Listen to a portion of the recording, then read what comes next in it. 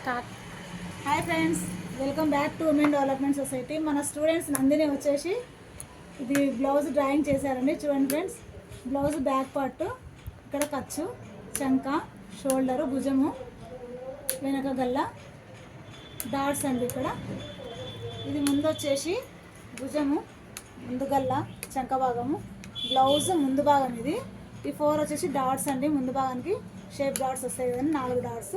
ఇక్కడ వచ్చేసి క్రాస్ పట్టీలు, ఇది వచ్చేసి వీపు పట్టి, కాజా పట్టి, ఉక్స్ పట్టి, ఇవి వచ్చేసి గల్ల పట్టీలు అండి. రౌండ్ నెక్ అయితే మనం క్రాస్గా తీసుకుంటాం కదండి, క్రాస్ పట్టీలు.